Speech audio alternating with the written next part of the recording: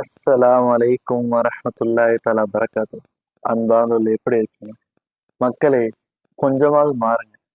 ஏன் நான் சொல்றேன்னா, இப்ப இருக்கக்கூடிய காலகட்டத்துல உங்க பக்கத்து வீட்டுக்காரரா இருக்கட்டும், இல்ல உங்களுக்கு தெரிந்தவரா இருக்கட்டும், யாராவது ஒரு பாதிக்கப்பட்டால் அவருக்கு உதவுங்க. ஏன்னா இப்ப இருக்கக்கூடிய காலகட்டத்துல, அதுவும் நெல்லை மாவட்டத்துல அதிகமாக கொலைகள் நடப்பதாக நிலவிக் கொண்டிருக்கின்றது. அதுவும் ரீசெண்டா இப்ப பார்த்தோம்னா, நேற்று ஜாகிர் ஹுசேன் அப்படிங்கிற ஒரு முன்னாள் உதவி ஆய்வாளர் இசைக்கு அவருக்கு என்ன நடந்துச்சு அப்படின்னு நீங்க பாத்தீங்கன்னா, அவர் ஒரு 32 சென்ட் இடம் தன்னுடைய கஷ்டப்பட்ட ஒரு உழைப்பால வாங்கி இருக்காரு. அத ஒருத்தர் தன்னுடைய பேர்ல வந்து மாத்தினது மட்டும் இல்லாம இவர் மேல பிசிஆர் கம்ப்ளைண்ட் கொடுத்து இவருக்கு கொலை மிரட்டல் விடுறாரு. பிசிஆர் வழக்கு இவர் போட்டுக்கிறாங்க. போலீஸ் ஸ்டேஷன்லயும் கம்ப்ளைண்ட் கொடுக்கிறாரு.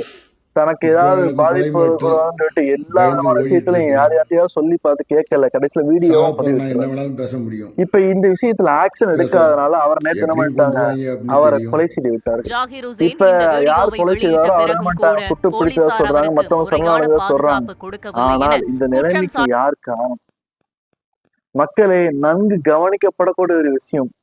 நீங்க ஒற்றுமையாக, அதாவது நம்ம கூட இருக்கக்கூடியவங்க எவ்வளவுதான் தவறுகள் இழைத்தாலும் சரி, நம்ம கூட இருக்கக்கூடியவங்க நமக்கு எவ்வளவுக்கு எவ்வளவு நயவஞ்சகத்தோடு நடந்தாலும் சரி, உண்மையிலேயே ஒரு விஷயம் எங்க தெரியுமா இருக்கின்றது? மன்னிப்போம், மறப்போம்.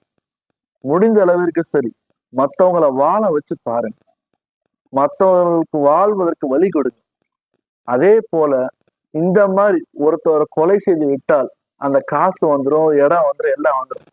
ஆனால் சந்தோஷம் ஒண்ணு வந்துருமா? திரும்ப அதை வச்சு வாழ முடியுமா? கொஞ்சம் ஜாகிர் சார் இறந்த பிறகு அவருடைய வீடியோ எல்லாம் வைரல் ஆக மட்டும் இல்லாம வக்ஃபோர்ட் தலைவர் நவாஸ்கனி அவங்க வந்து என்ன பண்ணா அப்படின்னா வந்து அதற்கான அவங்களுடைய 32 சென்ட் இடத்த வந்து அவங்களுக்கு திரும்ப மீட்டு கொடுத்துட்டாரு. ஆனா போன உயிர் இப்ப திரும்ப வராது. அவ்வளவுதான்.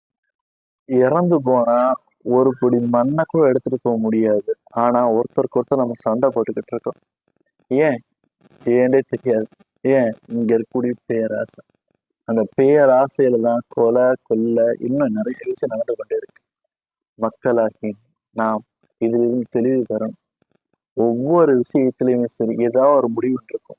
இந்த மாதிரி ஒரு பிரச்சனை நடக்குது, போலீஸ் அதற்கு மேல உள்ள அதிகாரி இல்ல அதுக்கு மேல உள்ள நம்ம கம்ப்ளைண்ட் கொடுத்து அதுக்கு சரியான முறையில முயற்சி பண்ணோம்னா நிச்சயமா கிடைக்கும். இவங்க முயற்சி பண்ணாம இல்லை. ஆனா ஒரு வழக்கறிஞர், நல்ல ஒரு வழக்கறிஞர் கூட இருந்தாருன்னா அவங்க வெற்றி பெற்றிருப்பாங்க எனக்கு ஒரு தோணுது. ஏண்டா, எந்த ஒரு வழிகாட்டுதலா இருக்கட்டும், சிறந்த ஒரு நல்ல வழிகாட்டுதல் இருந்துச்சுன்னா நிச்சயம் வெற்றி பெறுவாங்க. முடிஞ்ச அளவுக்கு சரி, ஒரு நல்ல ஒரு வழக்கறிஞர்களாக நாம் செயல்பட அல்ல விரும்புகிறோம்.